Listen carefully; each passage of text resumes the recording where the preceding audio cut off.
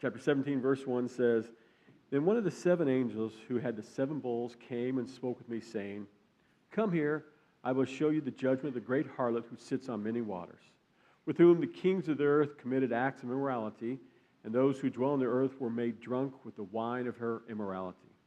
And he carried me away in the spirit into the wilderness, and I saw a woman sitting on a scarlet beast full of blasphemous names, having 7 heads and 10 horns. The woman was clothed in purple and scarlet, adorned with gold and precious stones and pearls, having in her hand a golden cup full of abominations and of the unclean things of her abominations. And on her forehead a name was written, a mystery, Babylon the Great, the mother of harlots and of the abominations of the earth. And I saw the woman drunk with the blood of the saints, even the blood of the witnesses of Jesus. When I saw her, I wondered greatly. And the angel said to me, Why do you wonder? I will tell you the mystery of the woman and of the beast that carries her, which has the 7 heads and the 10 horns. The beast that you saw was and is not, and is about to come up out of the abyss and to go to destruction. And those who dwell on the earth, whose name has not been written in the book of life from the foundation of the world, will wonder when they see the beast that he was and is not and will come. Here is the mind which has wisdom. The 7 heads are the 7 mountains on which the woman sits, and they are 7 kings. 5 have fallen, 1 is, and another is not yet come, and when he comes, he must remain a little while. The beast which was and is not is himself also an 8th, and one of the 7, and he goes to destruction.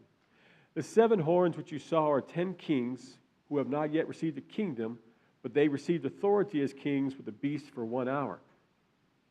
These have one purpose, and they give their power and authority to the beast. These will wage war against the Lamb, and the Lamb will overcome them, because he is the Lord of lords and the King of kings, and those who are with him are the called and chosen and faithful. And he said to me, The waters which you saw where the harlot sits are peoples and multitudes and nations and tongues.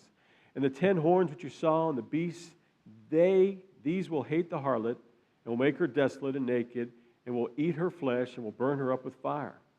For God has put it in their hearts to execute his purpose by having a common purpose, and by giving their kingdom to the beast until the words of the God will be fulfilled. The woman who you saw is the great city which reigns over the kings of the earth. After these things I saw another angel coming down from heaven, having great authority, and the earth was illuminated with his glory. And he cried out with a mighty voice, saying, Fallen, fallen is Babylon the Great. She has become a dwelling place of demons, and a prison of every unclean spirit, and a prison of every unclean and hateful bird. For all the nations have drunk of the wine of the passions of immorality, and the kings of the earth have committed acts of immorality with her, and the merchants of the earth have become very rich by the wealth of her sensuality. I heard another voice from heaven saying, Come out of her, my people, so that you will not participate in her sins and receive her plagues. For her sins have piled up as high as the heaven, and God has remembered her iniquities. Pay her back even as she is paid, and give back to her double according to her deeds. In her cup which she has mix twice as much for her. To the degree that she glorified herself and lived sensuously, to the same degree give her torment and mourning. For she says in her heart, I sit as a queen, and I am not a widow, and will never see mourning. For this reason, in one day her plagues will come, pestilence and mourning and famine, and she'll be burned up with fire, for the Lord God who judges her is strong. And the kings of the earth who commit acts of immorality and live sensuously with her will weep and lament over her when they see the smoke of her burning, standing at a distance because of the fear of her torment, saying, Woe, woe, the great city of Babylon, the strong city, for in 1 hour your judgment has come. And the merchants of the earth weep and mourn over her, because no one buys their cargoes anymore. Cargoes of gold and silver and precious stones and pearls and fine linen and purple and silk and scarlet, and every kind of citron wood, and every article of ivory, and every article made from very costly wood and bronze and iron and marble, and cinnamon and spice and incense and perfume and frankincense and wine and olive oil and fine flour and wheat and cattle and sheep and cargoes of horses and chariots and slaves and human lives. The fruit you saw for has gone from you, and all things that were luxurious and splendid have passed away from you, and men will no longer find them. The merchants of these things who become rich from her will stand at a distance because of the fear of her torment, weeping and mourning, saying, Woe, woe, the great city, she who was clothed in fine linen and purple and scarlet, and adorned with gold and precious stones and pearls.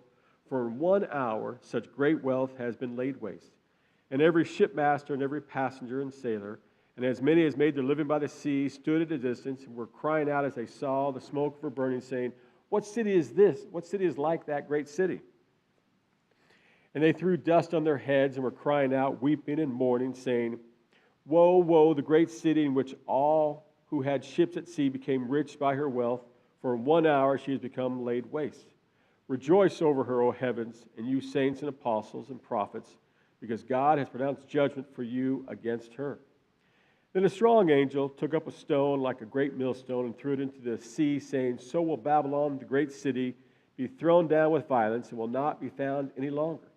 And the sound of harpists and musicians and flute players and trumpeters will not be heard in you any longer, and no craftsman of any craft will be found in you any longer, and the sound of a mill will not be heard in you any longer, and the light of the lamp will not shine in you any longer, and the voice of the bridegroom and the bride will not be heard in you any longer, for your merchants were the great men of the earth, because all the nations were deceived by your sorcery.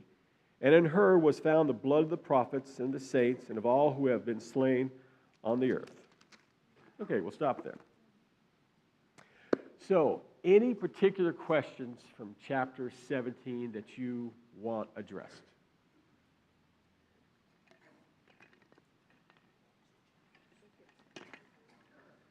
All righty. So, you did have some homework, and that was to look for contrasts between chapter 17 and 18, and then in chapter 21. Because last week we talked about that chapter 17 opens up with one of the angels who had the 7 bowls taking John in a spirit and seeing a vision here. And then in chapter 21 you have the same opening here. Again, John being taken by one of the angels had the 7 bowls. So if you look over in chapter 21 and verse 9, and then one of the 7 angels, so in chapter 21, verse 9, then one of the 7 angels who had the 7 bowls full of the 7 last plagues came and spoke to me, saying, Come here, I will show you the bride, the wife of the Lamb. And he carried me away in the Spirit to a great and high mountain, and showed me the holy city, Jerusalem, coming down out of heaven from God, having the glory of God. Her brilliance was like a very costly stone, as a stone of crystal clear jasper. It had great and high walls with 12 gates, and the gates 12 angels, and names were written on them, which are the sons of the 12 tribes of the sons of Israel. These were the 3 gates of the east, 3 gates on the north, 3 gates on the south, 3 gates on the west. And the wall of the city had 12 foundation stones, and on them were the 12 names of the 12 apostles of the Lamb. Those who spoke with me had a gold measuring rod, measured the city and gates and its walls, and then on and on and on here. So John, as we get to the very end of this book, he sets up purposely a contrast between Babylon and New Jerusalem.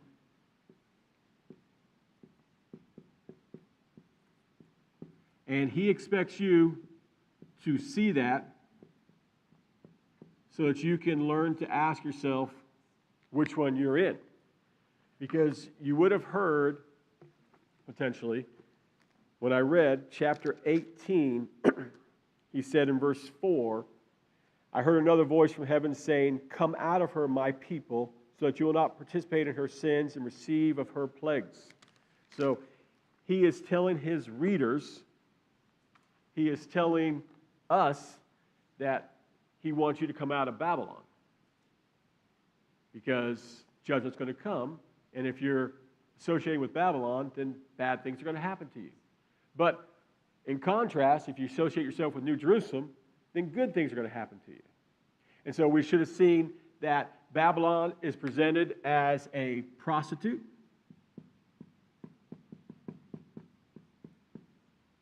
and New Jerusalem is presented as a bride.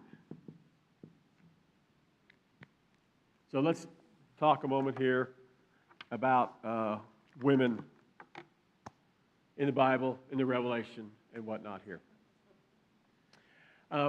When you read chapter 17, it's very strong language. And As you're talking with people in your family, as you're talking with your neighbors, oftentimes they'll go to this chapter and say, this is why I don't like God. This is why I don't like the Bible, because you guys are mean and hateful to everybody. You know, look at this prostitute over here just trying to make an honest living here, and you're going to do all these things to her. And notice how he says at the end of chapter 17, not necessarily the end, yes, in verse 16. So chapter 17, verse 16. And the 10 horns which you saw on the beast, they will hate the harlot, and will make her desolate and naked, and will eat her flesh, and will burn her up with fire. You know, and there's just a lot of hateful sort of things. And so people get really concerned about that, and they express that anger towards you. So, first of all, I really do need everybody to write in their Bible metaphor. So, we should understand chapter 17 is a metaphor. We should understand chapter 21 is a metaphor.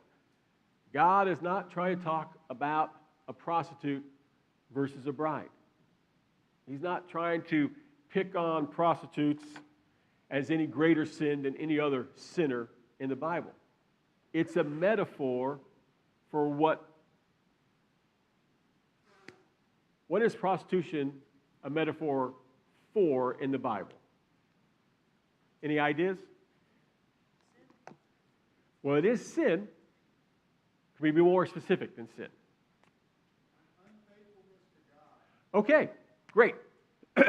So we'll put that down, unfaithfulness to God.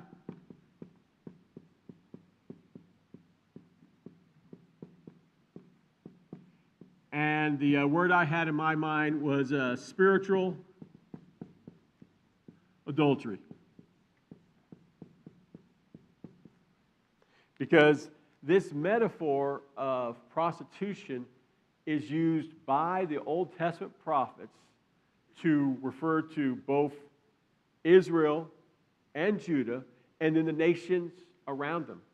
In one of the most graphic / disturbing chapters in the entire Bible, in Ezekiel chapter 16, you know, God so Ezekiel is presenting the history of the nations, and he presents them as these babies who have a horrible birth and who are found by God, who are raised to have all the best things, and then they go off and become prostitutes, and they do horrible things even though God has done nothing but give them love their entire life.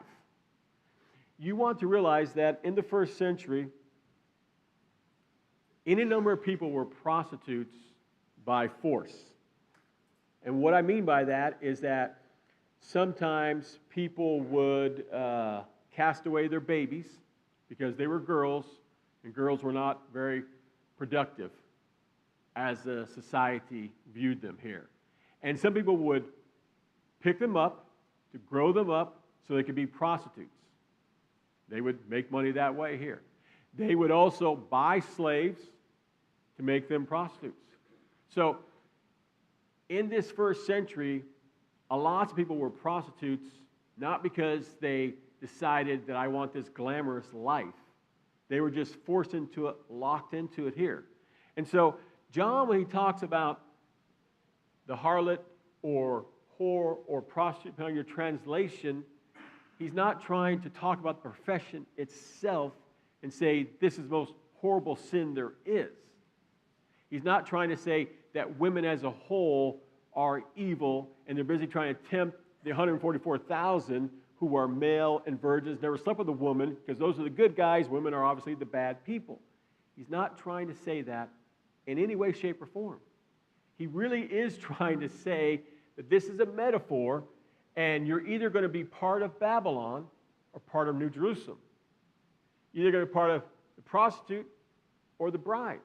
You know, and what's interesting is that both of these are cities. Again, a metaphor. You know, he says Babylon is the great whore, but is also a city. And we want to understand he's not talking about women in general. It has nothing to do with women at all. It has to do with our relationship to God and what we're going to do. And if somebody chooses to bring this up to you here, you really want to talk to them about the idea of a metaphor. So we saw, potentially, so if you look at the very last verse of chapter 17, it says, "The woman whom you saw is the great city which reigns over the kings of the earth." So maybe make a cross-reference to your Bible so that you'll remember that the prostitute, the harlot, is this city. And he's not trying to talk about women any more than he's trying to talk about the bride. He's trying to say there are two choices in life, and you can either go this way or go that way. And if you go this way, bad things are going to happen to you. If you go this way, good things are going to happen to you here.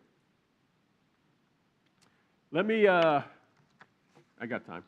Let me go ahead and read off some contrasts for you that you could see. So we have the prostitute and the bride. The prostitute seated on many waters, which we read, but New Jerusalem's built on 12 foundations. She has the beast. The New Jerusalem has the lamb. Gold, jewels, and pearls are seductive. Chapter 17. Gold, jewels, pearls in the New Jerusalem are just common everyday building materials. She's clothed in scarlet and purple, but we're clothed in bright, clean linen. Practices of abomination and deception, chapter 17. No abomination or deception in chapter 21. Name of Babylon on their forehead. Name of God or Lamb on their forehead. Names not written in the scroll. Names written in the book of life. Beast destroys Babylon. Lamb marries New Jerusalem. Babylon rules over the kings of the earth. God's servants reign over the city. It's called the great city a bunch of times versus the holy city. It's fallen or thrown down versus coming down from heaven. Foul and hateful birds and beasts dwell in it. Nothing unclean dwells in New Jerusalem. It's the dwelling of demons. God dwells in New Jerusalem. Nations are intoxicated. Nations are healed in the New Jerusalem. Come out of her in chapter 18. Come to see the bride in chapter 21. City of eternal smoking ruin. City of eternal splendid garden. Weeping and wailing and mourning versus no tears or sorrows. City appropriates products of the nations versus nations bring glory and honor to the city.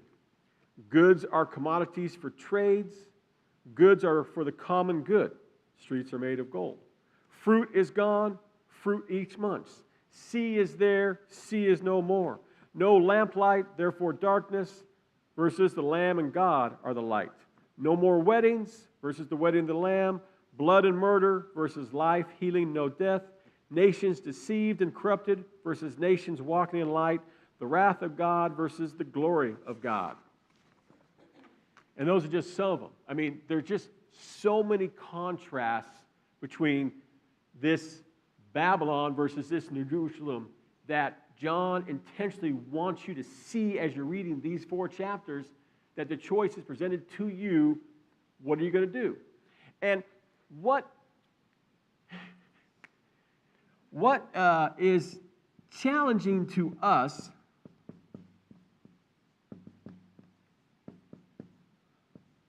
is that we live in a time and an age where we can find graphic representations of the whore of Babylon, and you see these on the internet here, and when you look at these things, they look evil.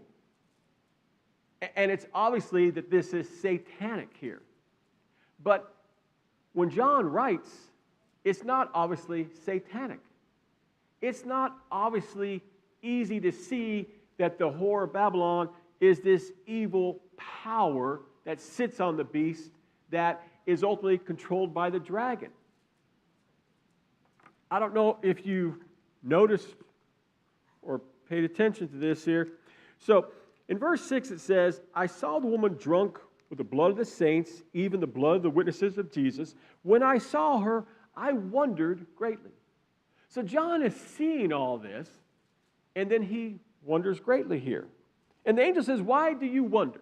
And then he explains it here. And he says in verse 8, the beast that you saw was and is not, and is about to come up out of the abyss and go to destruction. And those who dwell on the earth, whose name have not been written in the book of life from the foundation of the world, will wonder when they see the beast that he was and is not and will come. And then I want to say in chapter 13, let me see if I can find my reference. Of course not here.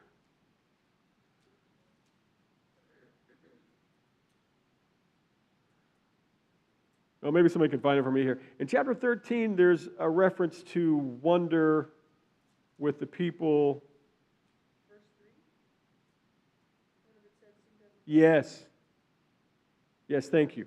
I saw one of his heads as it had been slain, and his fatal wound was healed, and the whole earth wondered and followed after the beast here. It's the same word, and the reason John uses it is because the dragon is deceptive. If Satan looked like the caricatures that we have presented to us as somebody walking around with horns and a tail with some pitchfork and little demons floating around him, well, we'd all avoid him. I mean, nobody's going to willingly follow after something like that. But Satan never looks like that. He looks, as it were, like an angel of light, as Paul says over in 2 Corinthians. Satan deceives everybody, and that's why Babylon looks the way it does. Because it looks like it's successful, it looks like it's pretty, it looks like it's glorious, it looks like everything good's going to happen to it, and even John himself wonders about this. Because it's like, I thought I was supposed to see a judgment, but I just see this image right here, and it doesn't look like what I thought it was going to look like. So he wonders, which is why the angel says, why are you wondering? Let me tell you what's going on here. And then he gives some convoluted / complicated answer that, we'll be honest, that nobody has a good answer for. It doesn't matter whether you're an amillennialist, a premillennialist, a non-millennialist, whether you think the inspiration of the Bible is wholehearted or you don't believe in the inspiration of the Bible, whether you just view this as a historical book or straight from God, nobody has a good answer to what John means here. Because you notice what he says, the beast that you saw was and is not, and is about to come up out of the abyss and go to destruction. And then he says, in verse 9, here's the mind which has wisdom. The 7 heads are the 7 mountains on which the woman sits, and there are 7 kings. So the 7 heads are 7 mountains and 7 kings. 5 have fallen, 1 is, and 1 is not yet come, and when he comes, he must remain a little while. So, I mean, John seems to give some sort of indication. 5 have died, 1 is present, 1's going to come. And then, of course, he says that also it's an 8th. It gets more complicated here. And we're trying to pin it down to some historical time, and then that completely undermines what John's trying to say here. Let me go back to this word here, metaphor. John is not trying to give us information to say, see, if you start counting from Julius Caesar, then you know when the Revelation was written. But if you start counting from Augustus, who actually was the first Caesar, then you get a slightly different answer here. And if you ignore these 3 guys who were assassinated in 5 months, because they don't really count, then you get this answer here. But if you do count these guys, you get a different answer here. And there are like a dozen different ways of trying to organize the 5, the 1, and then, of course, the 8th. And that completely ignores what the Revelation's about. The numbers are not literal. They're metaphors. So we want to understand that whatever God's saying is that we have a 7, and then it's going to become an 8 here, and we understand this whole completion. And so whatever Babylon represents it's not meant for us to pin it down to one particular time period. Because we want to realize that the question is the same for us today. Are we going to come out of Babylon and go to New Jerusalem, or are we going to stay here? Are we going to be deceived, or are we going to believe the truth? That's the question. So let me ask you this. Why is Babylon used in chapter 17? Why is the word Babylon? What would have John's first century readers understood by using that? Any thoughts?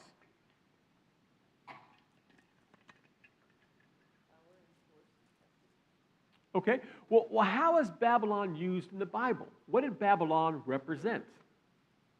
I mean, we talk about an elephant and a donkey, and in some contexts, we understand it's literal, and in other contexts, we understand it's a metaphor for some political systems.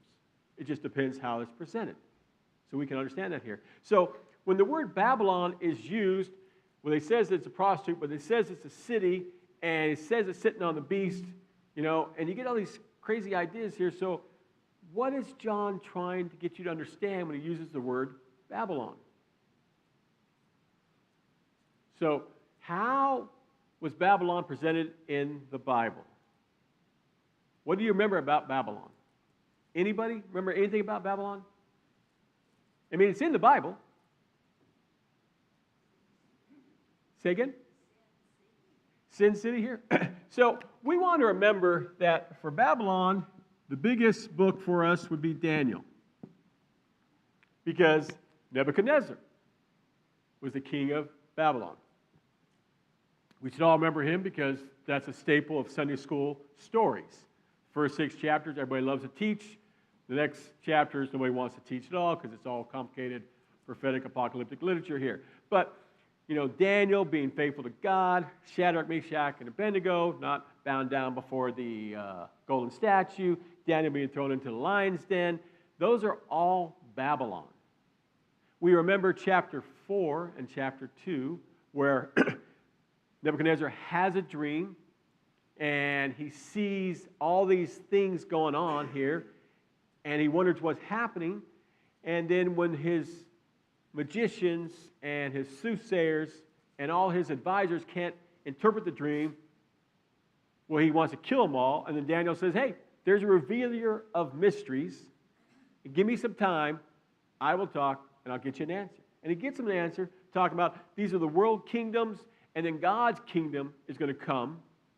This great stone going to destroy the mountain here, grow up into a great mountain, and it's going to overwhelm the world. That's Babylon. Babylon is this wicked power that went to the holy city, Jerusalem, and destroyed it. Went there, dragged off Daniel, Hananiah, Azariah, Mishael, among other good-looking boys and women, took them over there to indoctrinate them in all the wisdom and knowledge of Babylon. And it was the greatest world power there was at that time. And then they came back again, and they took all the tradesmen, all the people who had any worthwhile skill, and dragged them off. That's when Ezekiel went. And then they dwelled by the river Kavar, which is still a river in that area today here. And then they came back yet again a few years later and destroyed the whole city because the king and the people were being wicked. And then all that was left were just ruins and a few people that a nation who thrived off slavery said were not worth even being slaves. So this is Babylon. It was a nightmare for the people who got dragged off into captivity. And the people who got dragged off captivity died in captivity. People were born in captivity. And then some came back from captivity. And most of them said, I don't want to leave because this is where I was raised. I don't want to go back to Jerusalem, which is just a smoking wreck of a place here. But the ones who did go back found out people had taken over their land. And so, again, everybody's saying Babylon is just a horrible place.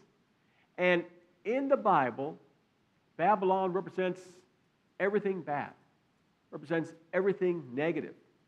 Now, in the New Testament, in 1 Peter chapter 5, we see that the Apostle Peter says that Rome is Babylon. Because again, Babylon represents everything that's against God. After all, Nebuchadnezzar, when he saw everything that happened to him, everything that he thought he had accomplished, he gloried in his heart, and God said, "You're not in charge. Let me show you the error of your ways, and I'll make you eat grass for 7 years." And that's what he did. He had that period of madness until he finally repented and humbled himself, and he came of a sound mind here. Because God's the one that's in charge. But Babylon represents everybody thinking we're in charge of our life. You know, I was talking with my son, and we were talking about sin, and I was saying that from a pragmatic point of view, you know, what's so wrong with Eve taking this apple and giving it to Adam and they eating it? Is that really the same level of a sin as somebody who sacrificed children to a demon god? And I said, well, that's the wrong way to look at it. What you want to see is that sin represents Adam and Eve saying, I'm in charge of my life. I'm the captain of my ship. I'm the master of my destiny. I can do whatever I want because I am me. And God's saying, no, you're not. I'm the creator. You're the creation. And you only exist, you're only able to walk down this hallway because I give you the power every second of every day of your life to do that very thing. And so rebellion is where that sin is, and Babylon represents that rebellion. Babylon represents every impulse in humanity to say, I'm in charge of everything, which is not good. Because when we're in charge of our life, good things rarely happen. I don't know what it was like with many of you before you became Christians, but most people, they don't want to become Christians because they look back in their life and they see a never-ending list of bad decisions and consequences. I dated this person. That didn't turn out well. I took this job. That didn't turn out well. I trusted this person. That didn't turn out well. I decided to go after this. That didn't turn out well. And it's just boom, boom, boom, boom, boom. And then you got your friend coming saying, hey, come to church, do this. And they're like, it's another decision I'm going to make. It's just going to be a bad decision, one after another here. But if you can get them to see past that, then their life changes here. And Babylon, it looks like they're making all the good decisions, but it's just one bad decision after another. So in chapter 17, John says this prostitute is Babylon the Great because he wants you to think about all the things that the Bible represents about Babylon. Even going back to chapter 10 of Genesis, chapter 11 of Genesis, with the Tower of Babel. That's where Babylon comes from.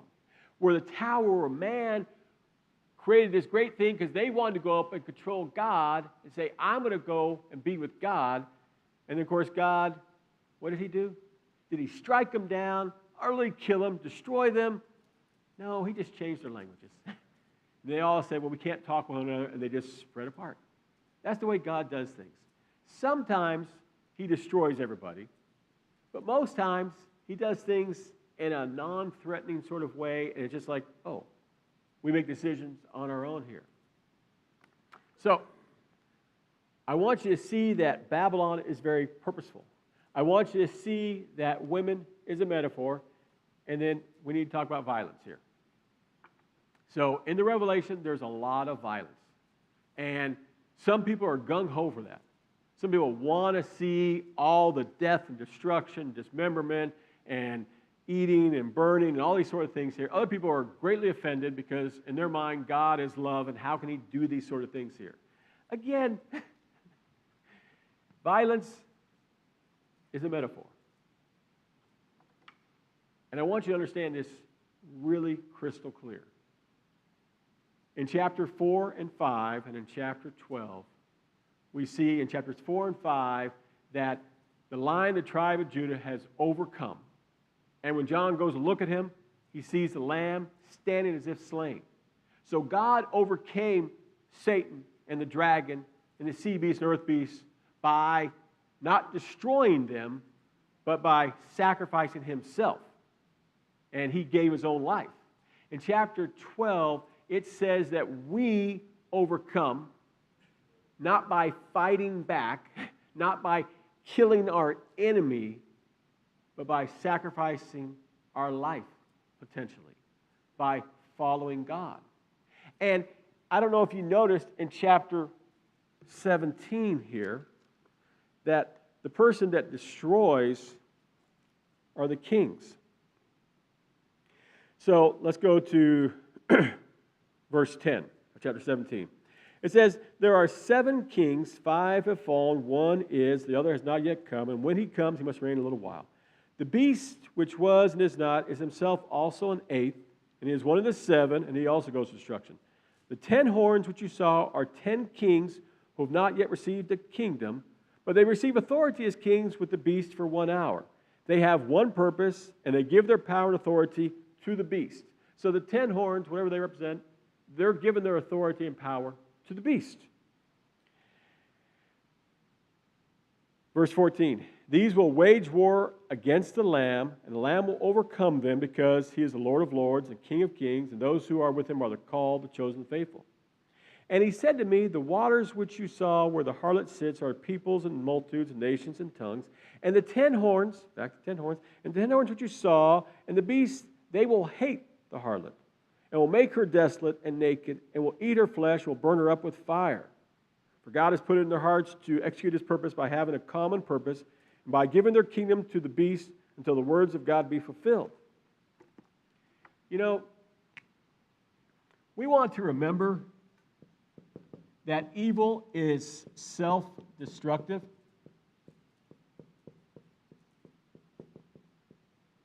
Not creative. Evil always implodes on itself, given enough time. They don't have the ability to create things. Creation comes from God. Creation comes from the power he gives us to create new things. Evil will always implode on itself. This is why dictatorships last only a certain amount of time, because they just eventually implode upon themselves. People rise up, people assassinate, people kill, people do this, people do that. The Roman Empire, they had lots of assassinations. To be an emperor was to lead a very stressful life, which is why a bunch of them, when they became emperor, just went crazy with the power because their life wasn't going to last very long. The only emperors who ever were reasonable from a pragmatic point of view were those men who had been generals. And they had the ones who had led men into war and seen life and death up close, and they understood what it was to have life and death in your hands. And so they were reasonable. The ones who were elected by the Senate, who got theirs through political maneuvering, they were just crazy, and they did all kinds of horrible things, and eventually they were assassinated by somebody who got tired of their doing stuff here. Babylon, they're going to give their power to 10 horns. The 10 horns are going to give their power back to Babylon, and eventually the 10 horns are going to destroy Babylon, going to destroy the beast. And you remember, or not, you know, in chapter 12 and in chapter 13, we have the dragon who wants to devour the woman who's going to give birth to the man-child. The man-child is Jesus. Jesus caught up to heaven here. And then it says the dragon is angry with the woman, and he goes off to make war with the rest of her offspring, which is each and every one of us here. The dragon hates us because he could not destroy Jesus. Because when he tried to destroy Jesus, God let him destroy Jesus, and then Jesus ascended, because that was God's plan. Satan thought that God would fight back the way he himself would fight, and he never realized that God doesn't fight that way. God is not some angel. He's not some man to do things like we would do it. He does things vastly different. And that's why the violence that's portrayed in the Revelation really is metaphorical, because God doesn't do things that way. Parents sometimes do things that way. We administer discipline to our children. Sometimes it's punishment because we're angry. Other times we're in control of ourselves. We're trying to do these things. We're trying to get them to grow and understand here. And we sometimes take that imagery of our parents and apply it to God and say, well, anything bad that happened to me is because God's punishing me because of whatever here. And God doesn't work that way. You know, when you have a 2-year-old and they punch their sister, you don't walk over there and beat them. You try to get them to understand, it's like, hey, this is not how you treat your sister. You know, and we understand they're not going to get it the first time or the 10th time. You just persevere, and you do a little bit of stuff, help them realize the consequences here, but you don't do violence on them because that's not going to do any good. They're not going to understand anything of that at all. And God is the same way. He's not up in heaven waiting for us to sin so he can punish us by saying, you did this sin? Well, you're going to lose your job. You're going to lose your eyes. You're going to lose your car. You're going to lose this. You're going to lose that. He's not doing that at all. He is upstairs watching us saying, I have prevented this, and this from happening to you because I love you. You don't see it, but I'm watching you over every second of your life and protecting you in ways that you can't even comprehend because I love you.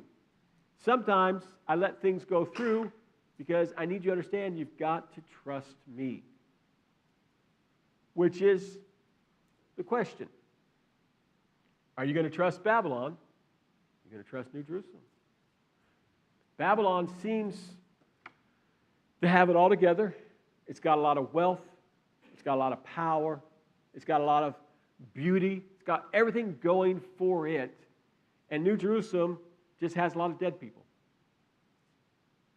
But when it finally reaches the terminus, the end, what's going to happen is Babylon's going to be destroyed from within, and then God will eventually send them off to punish at lake of fire sort of thing here. And New Jerusalem will be restored, resurrected, filled, and God will be there, and our life will be vastly different. John wonders, because Babylon is so very deceptive, and we have got to wonder ourselves.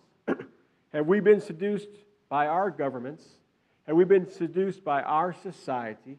Have we been seduced by the American way? Have we been seduced by whatever you think versus God? And John wants you to ask yourself those sort of questions here. Now, let's go through any questions or comments about what I've said. Well, I mean, ask the questions. God's giving you the time to ask your question. I mean, I don't know how many of you have ever said, God, just let me know. And here God is saying, hey, ask your question, I'll let you know. But you're busy saying, no, I don't want to ask you, God. I want you to talk to me a different way. I want you to send me a different answer because that's what I expect. But God never works the way we expect. He just says, here you go. You got questions? I might have an answer. I might not. I'll at least have food for thought. Okay. If you got other questions, well, you bring them up here. So, I want you to notice verse 8, the beast that you saw was and is not, and is about to come up. So that really is a parity from God's language here. So if we go back to chapter 1, and in verse 4, it says, John, to the 7 churches that are in Asia, grace to you and peace from him who is and who was and who is to come. The dragon, the sea beast, the earth beast, Satan, the powers that be, they don't create new things. They just mimic God's ways, but not entirely. So, again, the beast presents itself as this wonderful thing that enables you to accumulate wealth and power and prestige, but inside it's empty, and you need to realize that. But we're not. Which is why he says in verse 8, he come up out of the abyss and goes to destruction. So it comes up out of the abyss. It's nothing good. And we need to realize that. We have got to see this whole spiritual idea, spiritual adultery. We need spiritual eyes.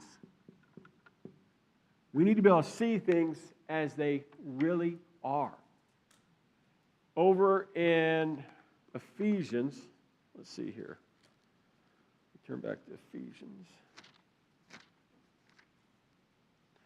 Over in chapter 1 and verse 18, it says, I pray that the eyes of your heart may be enlightened, so that you'll know what is the hope of his calling, what are the riches of the glory of his inheritance of saints, and what is the surpassing greatness of his power towards us who believe. These are in accordance with the working of the strength of his might, which he brought about in Christ when he raised him from the dead and seated him at his right hand in the heavenly places, far above all rule and authority and power and dominion, and every name that is named, not only in this age, but also in the age to come. And he put all things in subjection under his feet and gave him as head over all things to the church, which is his body, the fullness of him who fills all and all. God wants us to have eyes to see. He wants us to have a heart that sees. Because what we see with our eyes is only true on the most superficial of level. Again, I can look at worldly and say, well, I see an old, bald, black man who has a hard time talking. And I can just judge him like that. Or I could say, I see a man who has had cancer and who is a challenge to talk, but he still perseveres because he's got God's word to convey to people.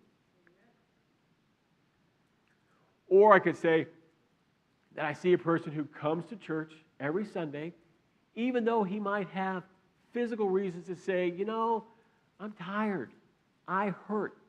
It's a lot of effort to come to Bible class, to come to worship.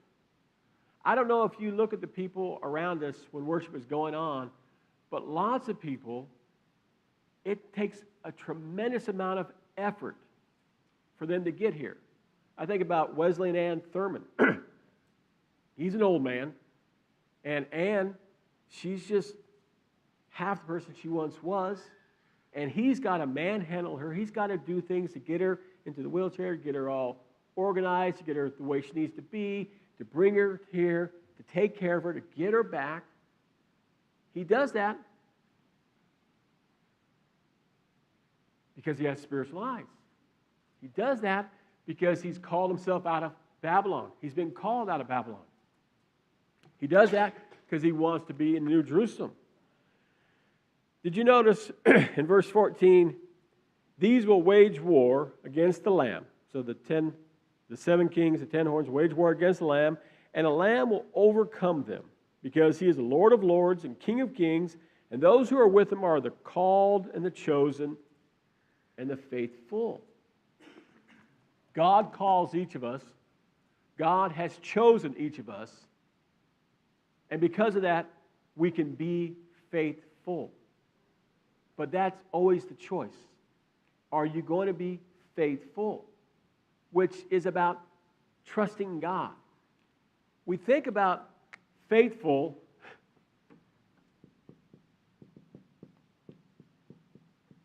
as equal sinless or not sinners. And that's not the case. Faithful equals trusting God. And what that means for each of you is different. Whoops. Oh, sorry.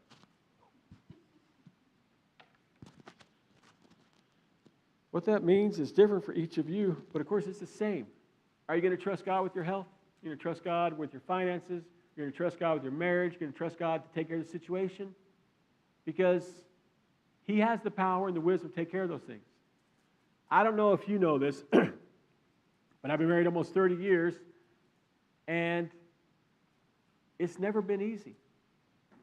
And the times when I thought it was easy, it's because I was self-deceived. Trusting God is never easy.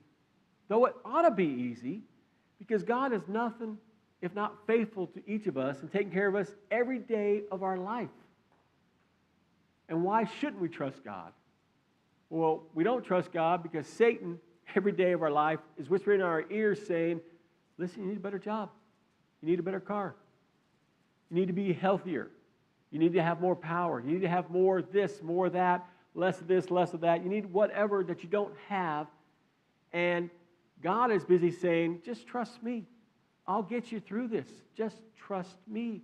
I will get you through this. So the ones that are with the Lamb are the called and the chosen and the faithful. And that's the question for each of us. Are we going to be faithful or not? Let's go all the way back to chapter 1 and be reminded.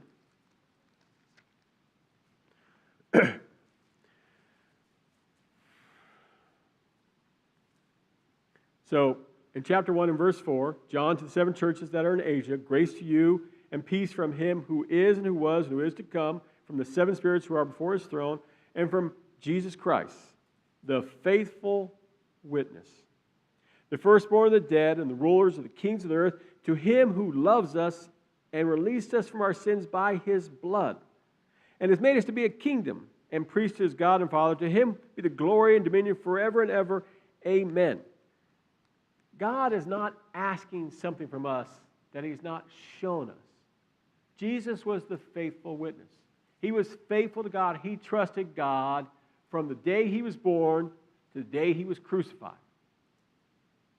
He trusted God. Now, of course, Satan tells us to minimize that. Satan says, well, you know, Jesus could trust God because he's God. Naturally, he could raise the dead. Naturally, he didn't have to worry about paying his taxes because he could just go do a miracle and pull money out of a fish out of an ocean or whatever. Naturally, he wasn't worried about food because he could just multiply all these things here. But that's a lie. When you read the Gospels, what you should come to understand is that Jesus never exercised his divine powers. God always did what he needed to have done. When we read Philippians chapter 2, it says that when Jesus clothed himself in flesh, that he relinquished his divine prerogatives, and he let the Father be in charge. And whatever the Father wanted done is what was done. And Jesus seemingly had it easier only because he could hear the voice of God clearer than we could, than we do. But he went around doing good to every person, and in every situation he did the will of God. When he met with prostitutes and tax collectors, it was the will of God. When he rebuked these people, it was the will of God. When we had lunch with a Pharisee, it was the will of God. When he slept, when he rose, when he prayed, when he did this, when he did that, it was the will of God.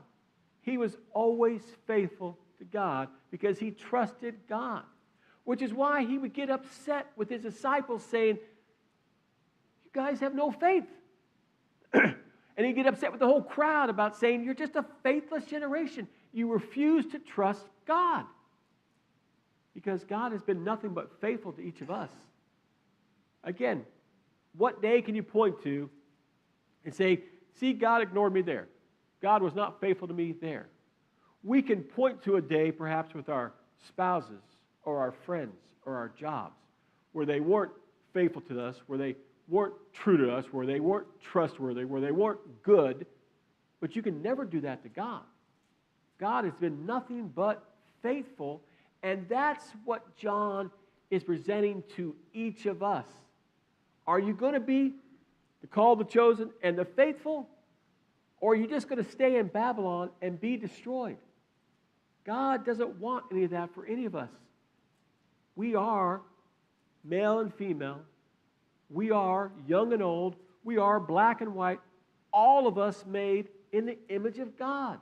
We look like God.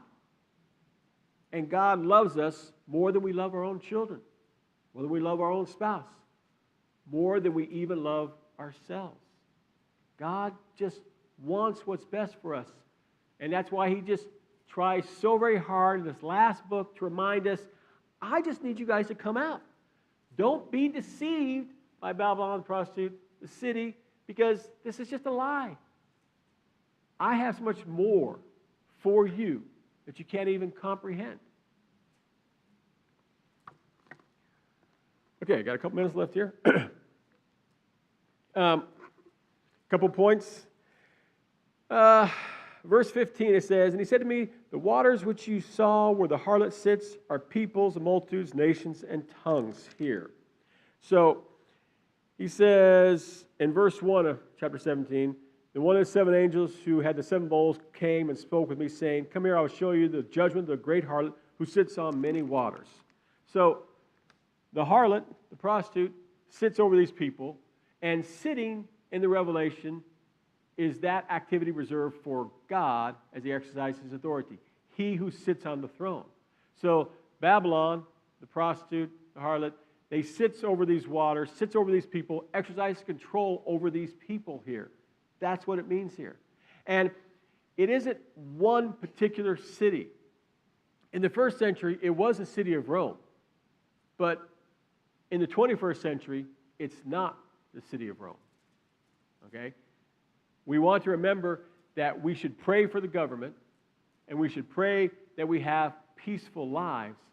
But the government is a body of pragmatic individuals. Some may be Christians, some may not, but they're about supporting the government. They're not about bringing our relationship to God closer.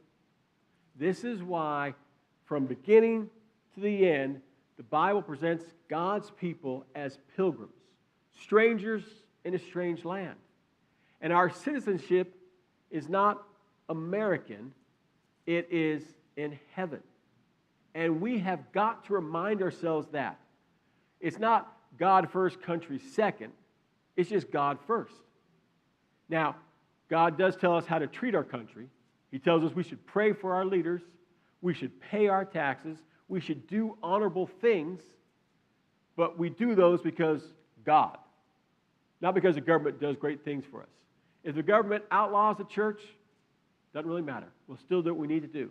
If the government says the church is the greatest thing since sliced bread, doesn't matter. We still need to do what God says. Because the government, so many times, is like this. They're just like, I can get you rich. I can give you power. I can give you authority. I can give you all this over other people. Just follow after me. And God is saying, I need you to be humble. I need you to follow Jesus. And Jesus conquered by his death, and we conquer by our selfless actions, by our service, by our sacrifice.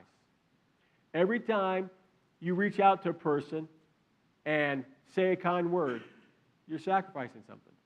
When you try to invite people to come to church, you're sacrificing something. When you don't respond to somebody at work who had an angry word, you're being sacrificing. You're being like Jesus. And that's what God wants for all of us. That's why the gospel presents Jesus in his life, so that we can see what it is to live a life trusting in God. It's a hard life. It's a life filled with sorrow. It's a life filled with loss. But once sin is removed from the picture, and it will be removed, sin will be tossed in the lake of fire, death will be tossed in the lake of fire, also be tossed in the lake of fire. Once that's all removed, then God will show us what the life he always wanted to give us. And it's just a momentary moment from us. It's just hours, days, weeks from us. We just got to persevere. This is why God tells us all the time, take it one day at a time. I gave you today. You're not going to live 1,000 years. Don't worry about 1,000 years from now. Don't worry about that. Just worry about today. Because as the good book says, you have enough troubles for today. Okay? You don't need the troubles for tomorrow. Those will come just like that. Focus today, and today be kind to somebody. Today be self-sacrificing. Today be like Jesus, and that'll make all the difference in the world. Okay, any final question, comment? All right, we will cover chapter 18 next week and part of 19. Class dismissed.